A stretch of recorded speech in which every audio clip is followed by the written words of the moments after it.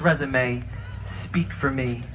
You want to talk alcohol, Dom P's, Moet's bottles, I popped them. You want to talk clubs, VIPs, open tabs, I've hopped them. You want to talk clothes, Burberry, Purple Label, I've shopped them. You want to talk diamonds, wrists, neck, ears, I rocked them. You want to talk cars, 750s, Escalades, I jocked them. You want to talk fights, brawls, broken bones, to bullies, I knocked them. You want to talk girls, models, dancers, eyes, I locked them. You want to talk sports, Division I, first round pick to pro, I topped them. What do you want to talk about today? The life that's glorified on the surface resume, or the truth behind it all that had me living behind the wall?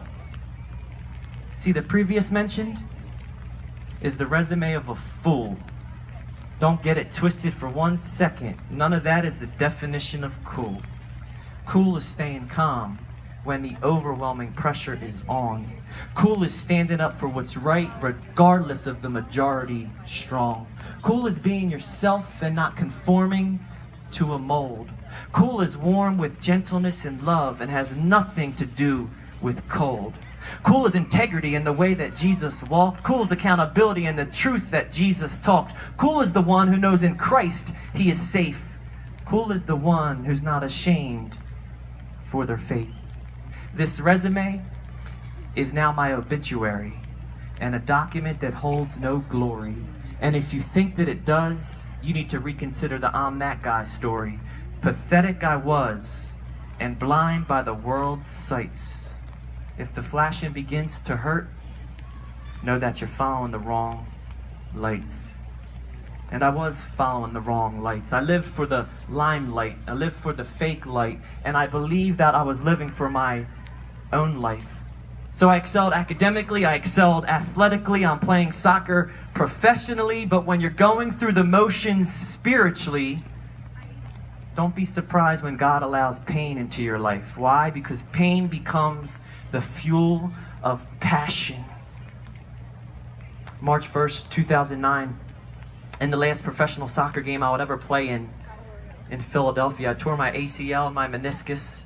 A routine turn right on the turf, popped my knee out. And I would love to tell you, after the MRI midweek confirmed that it was irreparable by surgery alone, that I fell back on my faith foundation. I would love to tell you that today, that I fell back and I trusted God for my future in soccer. But that's not what happened.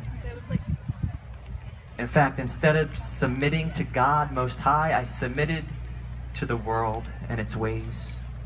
And the world, this is what it does. When you submit to the world, it takes you further than you ever wanted to stray. It keeps you longer than you ever wanted to stay. And it costs you so much more than you ever wanted to pay. Friday comes around, it's March 6th.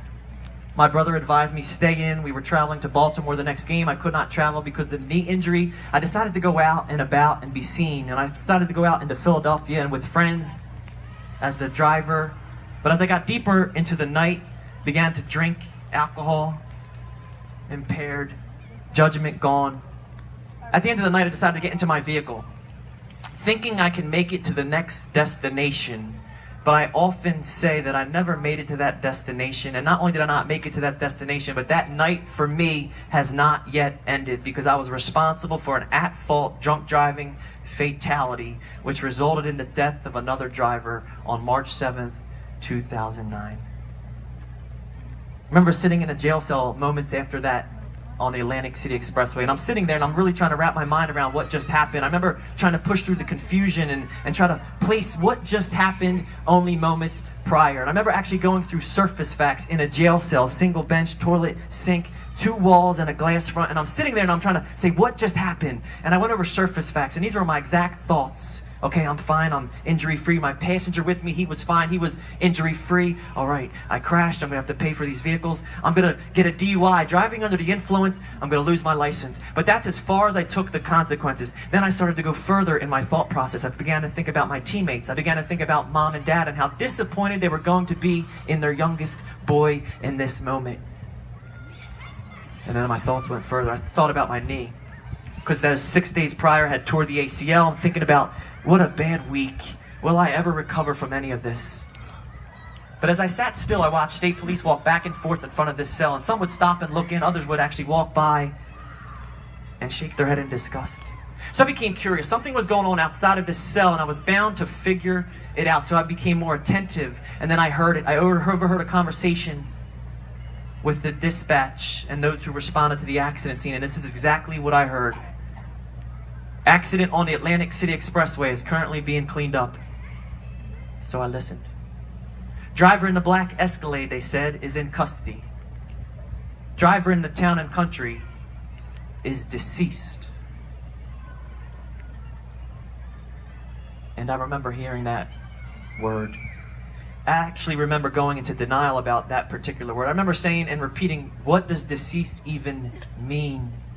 I remember almost getting suffocated at that word, and then going into another place, very cold place, believing that what I heard was not applied to me. I remember the scene and seeing 4 people standing outside of the other vehicle, and I thought they were all fine. This is not about my particular accident. And from that day forward, from this stage, I struggle trying to explain what that word deceased means. I realize it's an impossibility for me to do that. Now, many of you may know what that word means personally. You may have lost a loved one or a family member or a friend. What I do not know is how to explain that word when I'm the one responsible for it. So those days began to turn into weeks and months, and eventually trying to wrap my mind around what just happened. I'm thankful that I had a God-fearing family that came alongside of me, and they just told me to just rely on God. But I'm in the darkest place of my life, not knowing where to turn. In fact, the only place to look was up.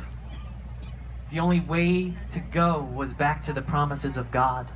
And in the darkest moments of my life, it was not dark enough for the light of Christ to shine into. Because I remember hearing his voice say, be still.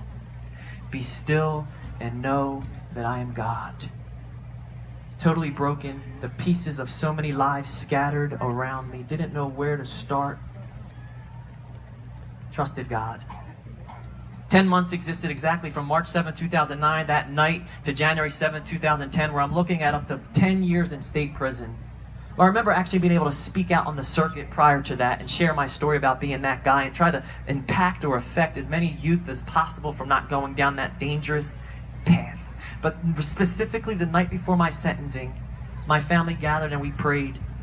And in that prayer, I remember my mother said, God, you have the hearts of men in your hand, and you will turn them whichever way you will according to your good plan. We ask for favor tomorrow. We ask for mercy tomorrow as we go before the judge and this family. Give us the strength. And she closed out in prayer. I remember a sense of peace flooded my soul. I slept pretty well that night. Woke up and I knew that my only concern, my only worry of the day wasn't the end of the day where I would spend it in a jail cell, how much time the judge would give me, up to 10 years. My only concern was, how will I go into that courtroom and look at this family and express my sorrow and address them with honor and let them know I am so sorry.